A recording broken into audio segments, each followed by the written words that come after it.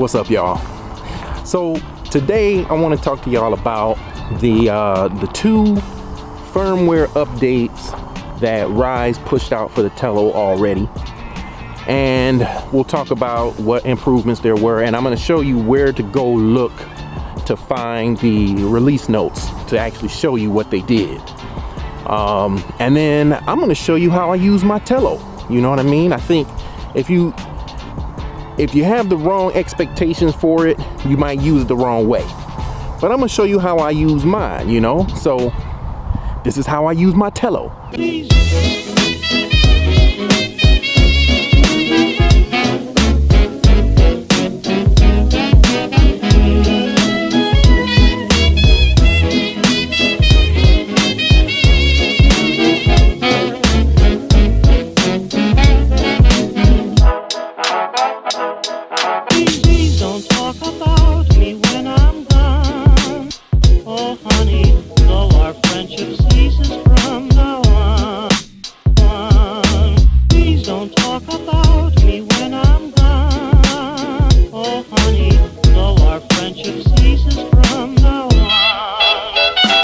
And I also use it like this.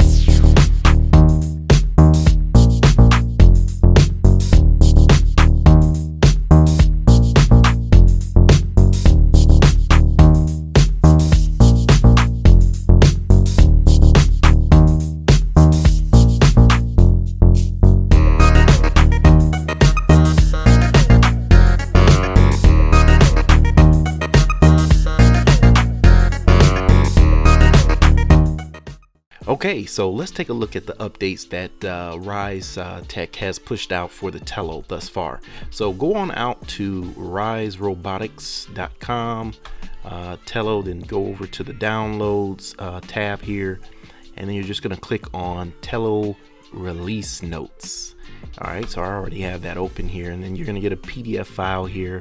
So this is going to tell you exactly what was changed within that particular firmware update. So we can see the firmware update here, and there's the date, March 20th of 18, and you can see what they've done here. So they've done some optimization, is what they're calling most of these. So you've got that throw and go, flips, so they've enhanced that somehow, not sure how. Improved wind resistance. Now, if you've seen my review videos on this, you saw, actually I think it was in the second video, episode 2 or part 2, where I was flying in windy conditions, and that thing just holds its position. And I was flying it today, you know, taking some pictures with my daughters and stuff, and the thing is just impeccably stable. It just stays put, man. It's crazy. So it looks like they improved on that even more, and it looks like they did some enhancements to the Bluetooth connection for this particular game cert controller. And then the most recent update, it's the 6th today, May 6th. This was just a few days ago. They did something with the collision shutoff. So when you hit something, and I've actually tested that out today, not on purpose, but I was flying around the house and I ran into something, and those motors shut off immediately. And that's what you want, because you don't want the motors to keep running, because that could damage the motors. It can burn your motors out if you run into something and they just keep running. So that's great. And then they've got some tips on doing that calibration, and that's important because it wasn't very clear initially, at least for me, on how to do, and I'm speaking of the IMU calibration. I'm thinking that's what they're referring to here.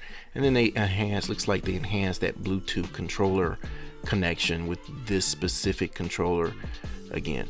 So that's it, man. So looks like they are updating the Tello, which is a great sign. And let me go back here to the video transmission optimization.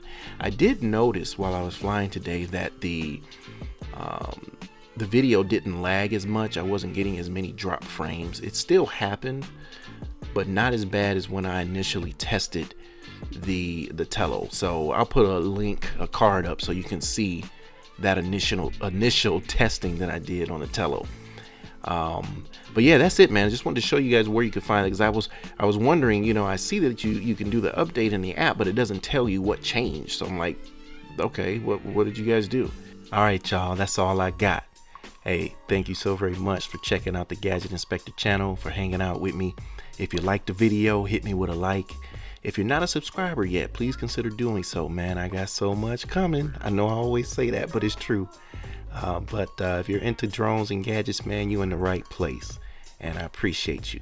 And if you know anybody that might be interested in this video, share it with them.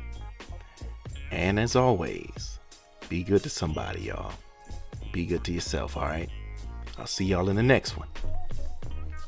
Later.